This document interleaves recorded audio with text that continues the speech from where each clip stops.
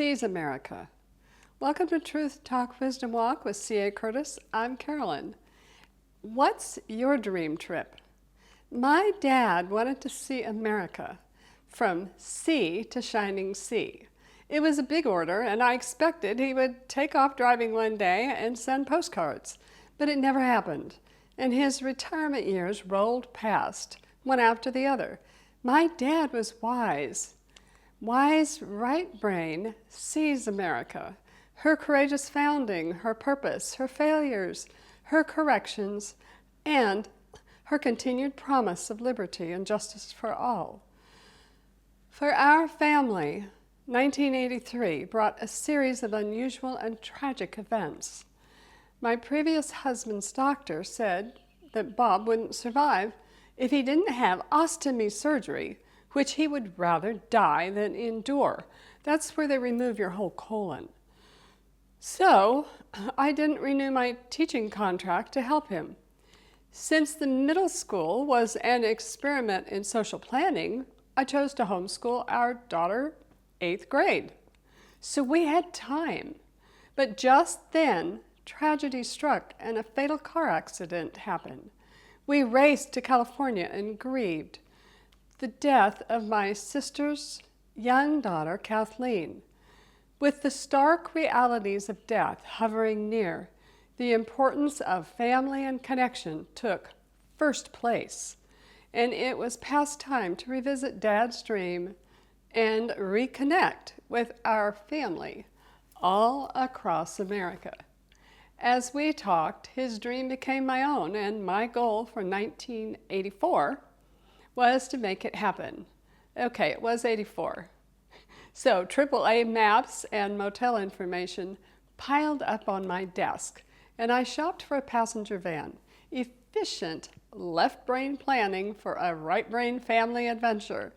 Ready to leave, we waited for the delivery of a new Toyota van, but the dealership called. Sorry, pick up your check. The van's not available. What? We scrambled Sunday afternoon to find another van. At the sales lot, Bob said, "I want a license plate with 3 threes on it." Interesting, I didn't know he liked threes. But problem was, custom vans were $24,000, way beyond our price range. At church that night, I wrote out a specific prayer request describing our van needs for 5. Mom, Dad, Bob and I, and our daughter, Sarah. Mom, by the way, was Gladys Louise, and Dad, John, or Johnny. Mom and Dad hereafter. Well, a friend called the next day to tell us about a 6-month-old van for sale by owner. It didn't sound like it would work because it had a back seat that made into a bed. But I agreed to check it out. After picking up our Toyota check, we passed a bank building with a 2-toned golden tan custom van parked out front. I commented, "Now that's a van."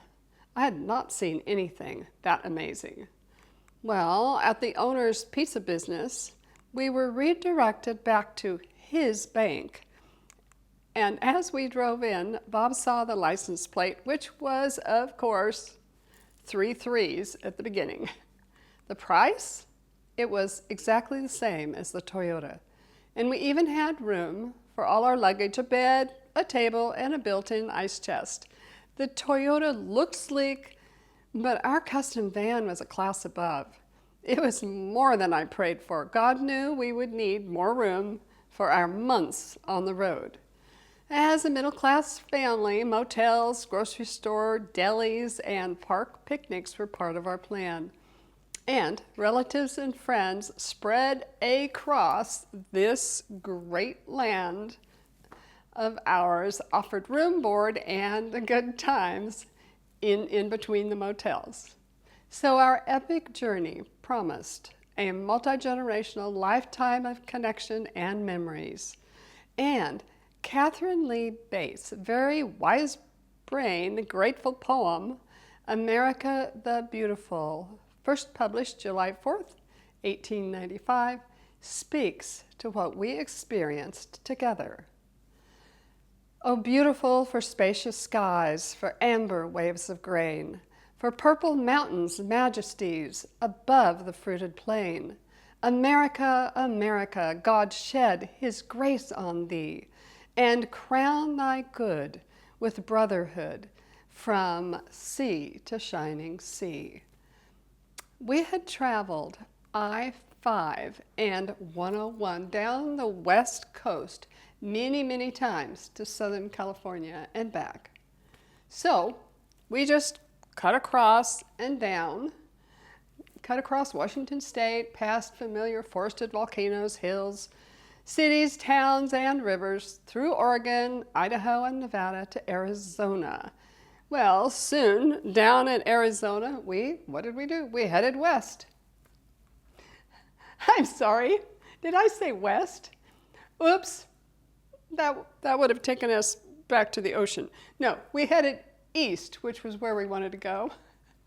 And there we saw desert, foothills, cactus, red earth, and mesquite all the way to New Mexico. The New Mexico cliff dwellings and the volcanic formations are amazing to see. Memories of many childhood family trips surfaced from before we left Texas. So I was born in Long Beach, then we moved to Texas, and then we moved back to California. That's what happened. Well, a freeway now stretches over the Amarillo neighborhood where we lived. Yeah, and that neighborhood, we lived there during the deadliest tornado in the city's history. May 1959, wind slashed through homes and buildings, roaring like 100 freight trains. I'll never forget the sound. But I wasn't afraid. I wasn't afraid because my mom wasn't afraid, or at least she didn't let us know she was afraid. We just felt safe and secure. Door open, people screaming, running up the street, and yet safe with Mom. The house my folks later bought is still standing, a 2-bedroom, 1-bath home for a young family of 5. We kids, my brother and sister and I, all in 1 bedroom. And how did we manage, all of us using just 1 bathroom? I couldn't even tell you. Well, as the youngest, I didn't even notice it was crowded. And it looked bigger then. Then Dad's retired nurse, landscape artist sister, Estelle, welcomed us at her place. And I have 4 of her paintings, which inspired me to learn to use oils. Well, our next stop was Paladura Canyon, just down from Amarillo. Well, that is where herds of giant bison and mammoths once roamed, and the Pioneer Amphitheater still hosts summer musicals. Dad was born in Stratford, Texas, just up above Amarillo. Yeah, just right here, just above Amarillo.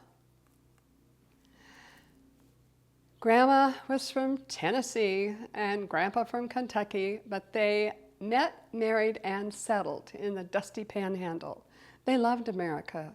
With resilience, they tamed the land and lived in a dugout where Grandma protected her babies and shot a rattlesnake. They built a home in town. It took faith in God, sweat, and grit to survive and raise 5 children. Grandpa Alfred served as sheriff for a season, and at 50, Grandma went to college, then taught school and became a principal. Part of her legacy is love for students and teaching, and the town named a school after Mary Ellen. Well, Resurrection Day, we celebrated with Dad's niece Frances and family on their ranch, carved out of the wilderness of rattlesnakes and prairie dogs. And my beautiful Aunt Maud, cousins and second cousins feasted, found colored eggs, and caught up with each other and us.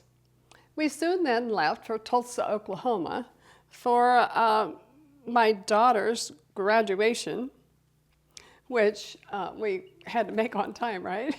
Days were spent celebrating her hard work, enjoying ceremonies, touring the ORU campus, and meeting her friends and amazing professors. On the road again, in Arkansas, we almost tangled with a tornado. Warnings for a particular county blasted on the radio while pelting rain and dark clouds limited visibility, and I was driving.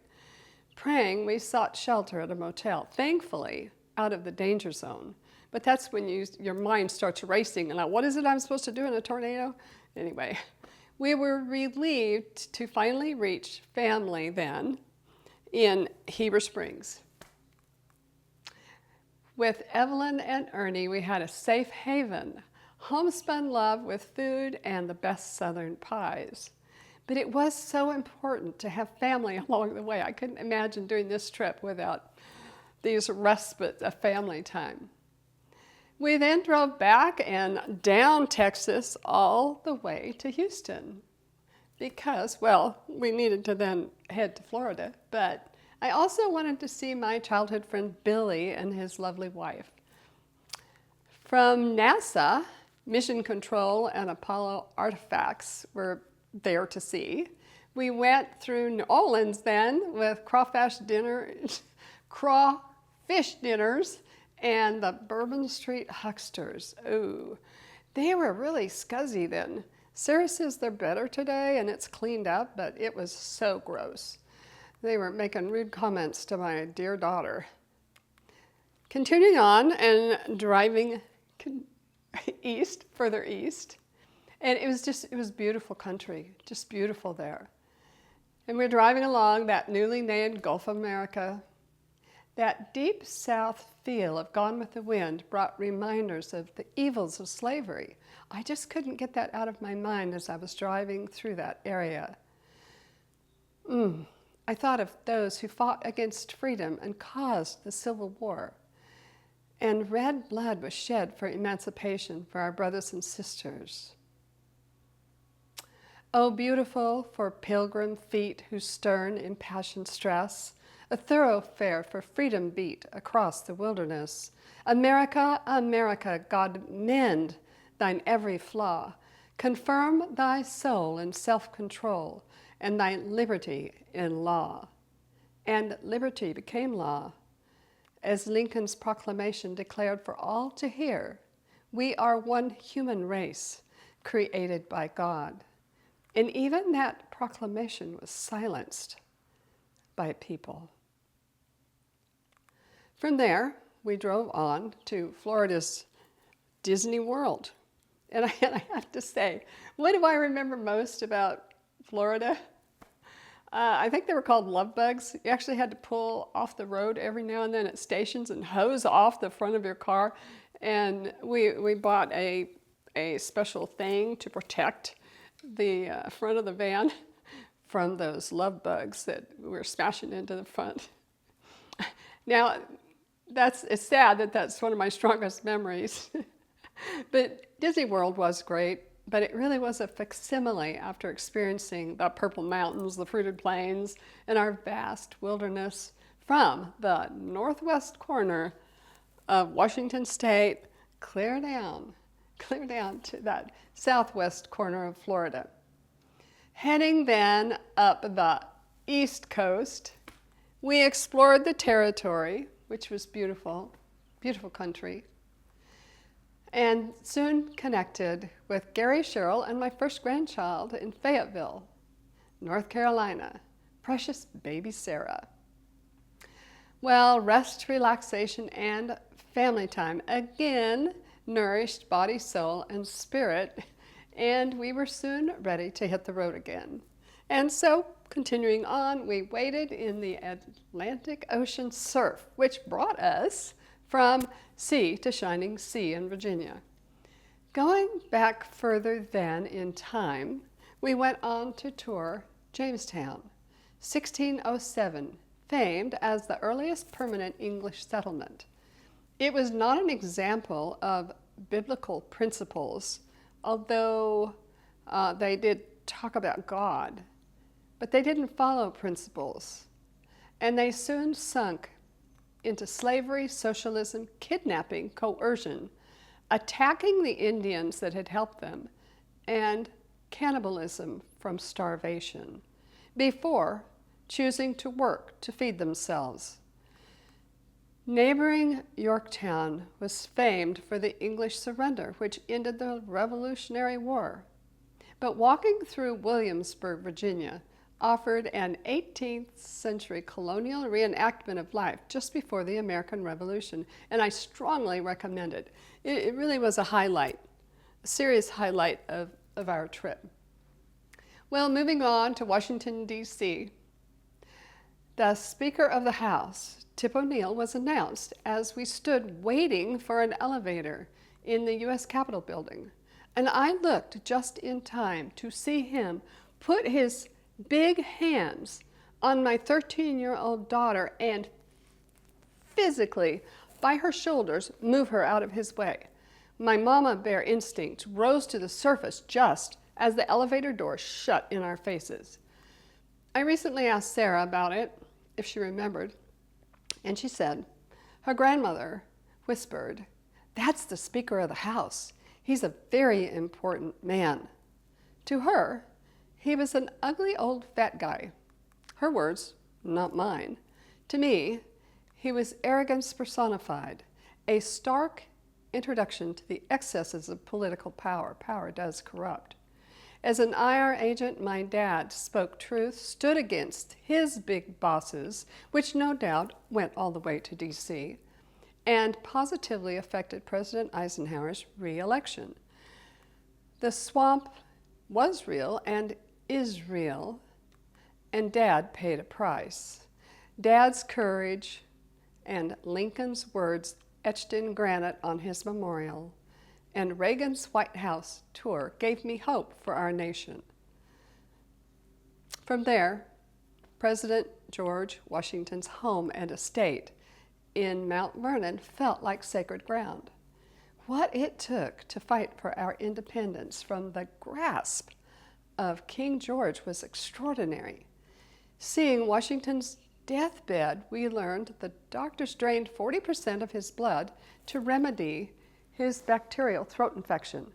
Mercy!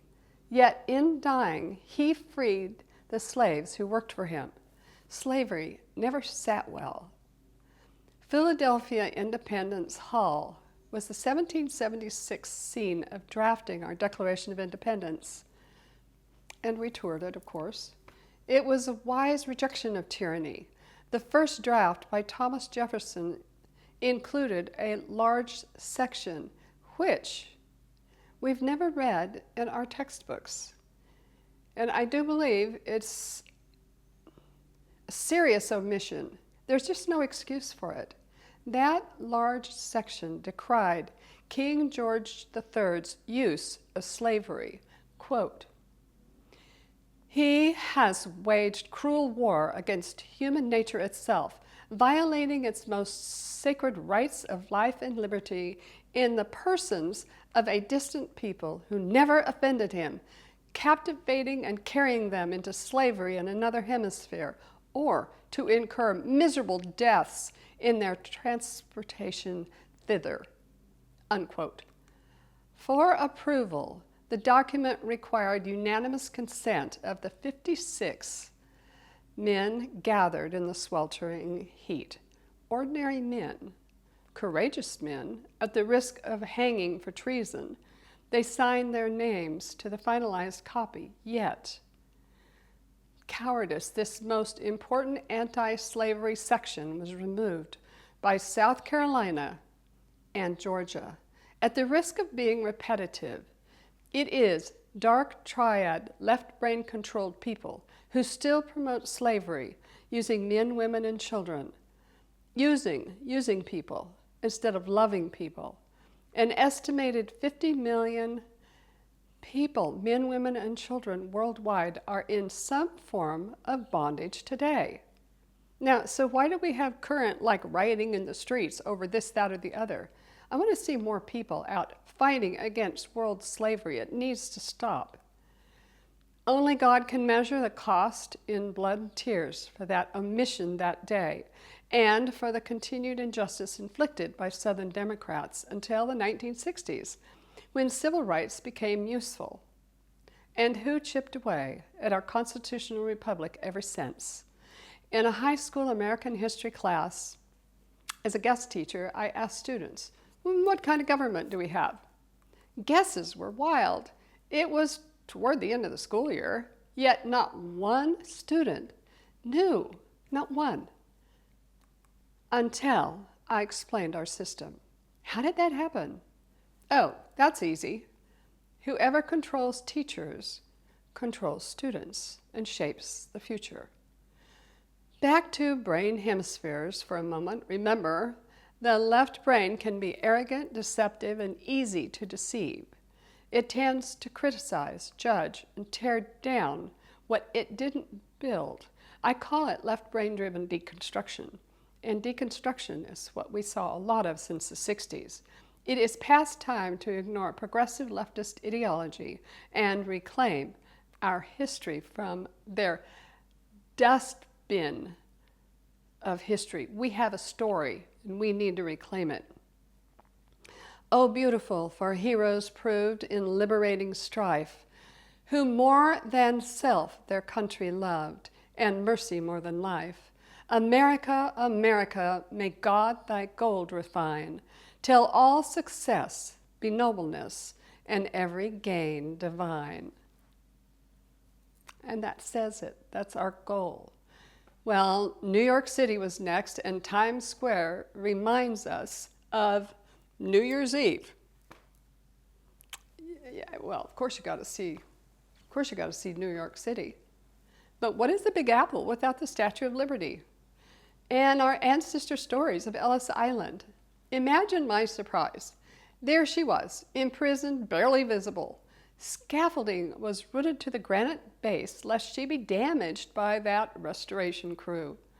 Dedicated in 1886, Liberty commemorates both our independence from Britain and our abolition of slavery.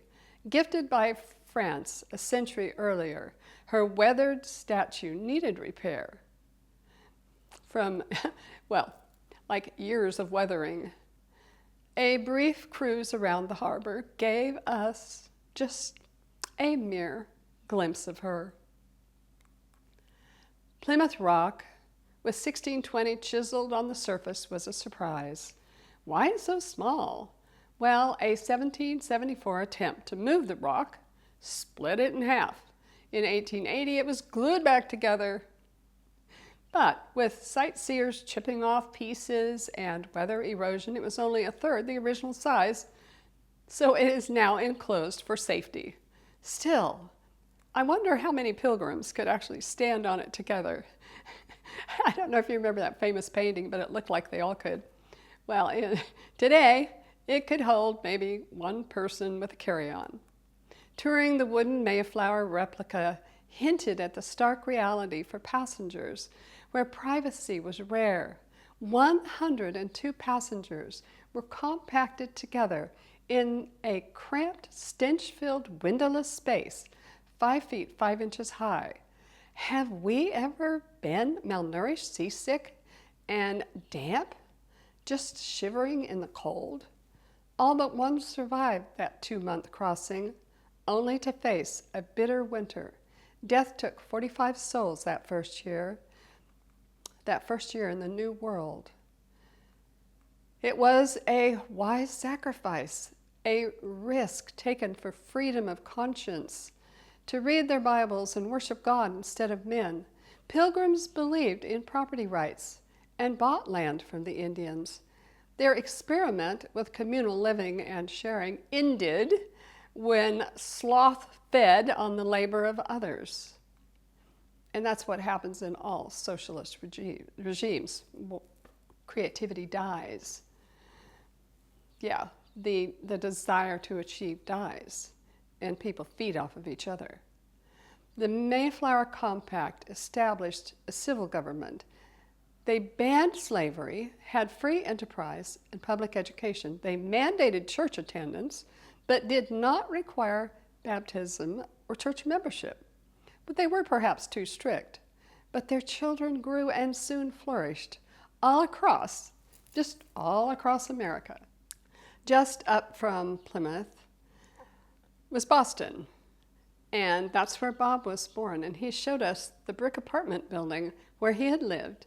His parents had danced to a live orchestra at the public gardens where the famous swan boats still glide across the lake. And that is a trip worth taking. It's quite beautiful. While there, his dear Aunt Miriam and family showered us with family love. And once again, having family love prepared us to start heading west, where we spent the night with Cousin Christy in Ithaca and toured the area's beautiful, beautiful area, upper New York. Then we headed to Niagara Falls, which thrilled us and drenched our rain gear. They do provide the rain gear for you. With time running out, we drove to Chicago for Mom's 50th Steinman family reunion. Right across. Wow. Mom's cousins and family had settled in New Glarus and Monroe, Wisconsin. A Swiss historical village highlights our family history story with an original settler's log cabin, schoolhouse, cheese factory, and museum. Yes, of course there's cheese. Switzerland, right? I bought a diary written by one of my greats about the hardship he faced working his way from Ellis Island to New Glarus. And it was especially hard when some of the workers that he worked with didn't even want him to sit at the table with them. And the cooks had to sneak him food. Yeah. It was June and tornado season. And it didn't hit us, but it was hard on Wisconsin, and we drove through devastated areas with homes and businesses destroyed, injuries and loss of life. It was a sobering reminder of our fragility. Heartland people help hold us together, simply doing the next right thing, serving God and others, loving, working, building, growing, giving, creating, and weaving the future with their bare hands and big hearts, from sunrise to sunset. And on we drove, through some really bad weather, hard to keep the van on the road, but we finally made it. We finally made it, carved from the Black Hills of South Dakota. Mount Rushmore stands as a reminder of our presidents, Washington, Jefferson, Teddy Roosevelt, and Lincoln, who secured our liberty. And there we were. It was just absolutely beautiful, amazing, amazing and beautiful. And yet, culture still clashed with the disaster of Custer's last stand and the ill-fated negotiations with Chief Crazy Horse. Eyewitnesses say his words of agreement were mistranslated into a threat. Why would he surrender to negotiate help for his people and then make a threat? America had more to grieve over, more to change. Begun in 1948, the memorial to the noble chief continues today in the Black Hills granite of Harney Peak, Thunder Mountain. Well, we again zigzagged down because we went down to Cheyenne, Wyoming, just to spend a couple days with some friends that we knew from home. We then passed Little America and up to see the Old Faithful at Yellowstone. Isn't that why you go to Yellowstone? Yeah, you gotta go to Yellowstone just to see Old Faithful. Well, then heading home, we stayed in Twin Falls, Idaho for a spontaneous reunion, and it was so amazing. Our country potluck shared outside of Aunt Betty and Uncle Gene's family farm brought aunts, uncles, cousins from all over the area. Mother's sister, Aunt Betty, loved well and was cherished by us, and I cherish her to this day. Family continues carrying on our heritage all the way from Blair, Switzerland. Perhaps someday I'll visit Virginia and Tennessee to learn more about Dad's extended family still living there. Oh, beautiful for patriot dream that sees beyond the years thine alabaster cities gleam, undimmed by human tears. America, America, God shed his grace on thee and crown thy good with brotherhood from sea to shining sea. Dad's trip came true, and so did mine.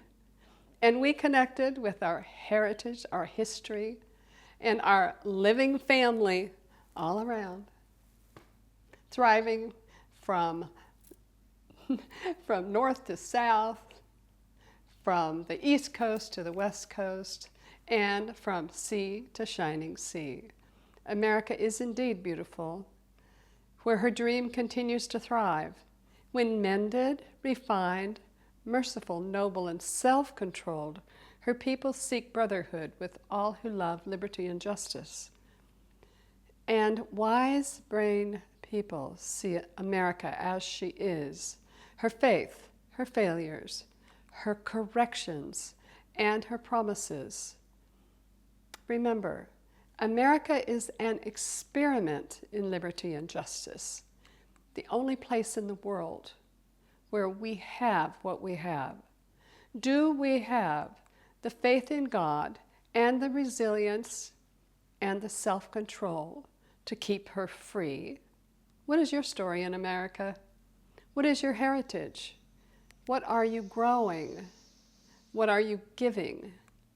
And what legacy will you choose to pay forward? Walk in wisdom, love truth, be grateful, and do good. Until we meet again.